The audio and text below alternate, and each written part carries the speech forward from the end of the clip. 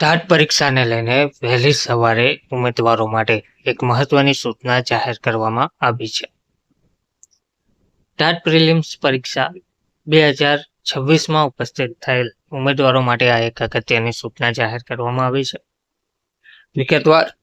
વિગતવાર માહિતી શું છે તે જોઈએ. નમસ્કાર મિત્રો, સ્વાગત છે તમારું અમારી યુટ્યુબ ચેનલમાં. મિત્રો, તારીખ 3/5/2026ના રોજ લેવામાં આવેલ ટાટ પરીક્ષામાં ઉપસ્થિત રહેલા ઉમેદવારોને જણાવવાનું કે આ પરીક્ષાઓના એ કેટેગરીના પ્રશ્નપત્ર મુજબની પ્રોવિઝનલ આન્સર કી 8 તારીખ 16/5/2026ના રોજ પ્રસિદ્ધ કરવામાં આવેલ છે.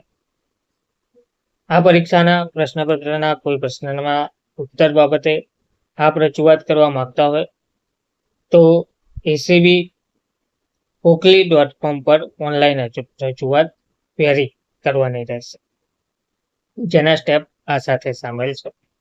જો એક કરતાં વધુ પ્રશ્નો અંગે રજૂઆત કરવાની હોય તો પ્રશ્ન દીઠ અલગ અલગ રજૂઆત કરવાની રહેશે. રજૂઆત મોકલવાનો સમયગાળો તારીખ 18/5/2026 થી તારીખ 25/5/2026 સાંજના 4 કલાક સુધી રહેશે.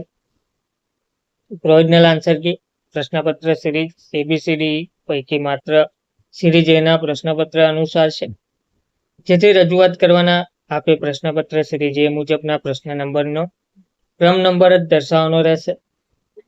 આ માટે જ સિરીઝ A મુજબનું પ્રશ્નપત્ર રાજ્ય પરીક્ષા બોર્ડની વેબસાઇટ www.acbexam.org પરથી ડાઉનલોડ કરી શકાશે.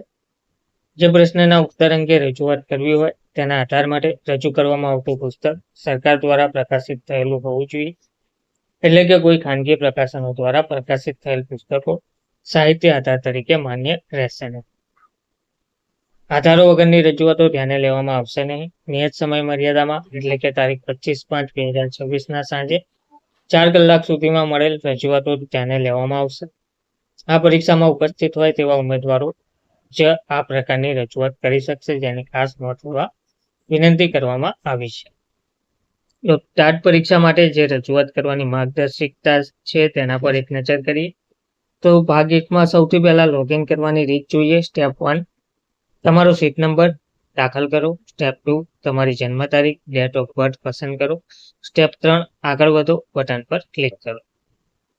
ત્યાર પછી પ્રશ્ન અંગે રજૂઆત સબમિટ કરવાની રીત. સ્ટેપ 4 એટલે કે સિલેક્ટ મીડિયમમાંથી તમારું માધ્યમ પસંદ કરો. ત્યાર પછી સિલેક્ટ સબ્જેક્ટમાંથી તમારો વિષય પસંદ કરો. ત્યાર પછી સિલેક્ટ ક્વેશ્ચનમાંથી પ્રશ્ન નંબર પસંદ કરો. સાચો વિકલ્પ પસંદ કરો અને તમારી રજૂઆત ટૂંકમાં લખો. પુસ્તકનું નામ, પ્રકાશક, આવૃત્તિ અને પેજ નંબર જેવી વિગતો ભરો. આધાર પુરાવાની ફાઇલ અપલોડ કરી રજૂઆત સબમિટ કરો પર ક્લિક કરો. પ્રક્રિયા પૂર્ણ થયા બાદ લોગ આઉટ કરો. ધન્યવાદ.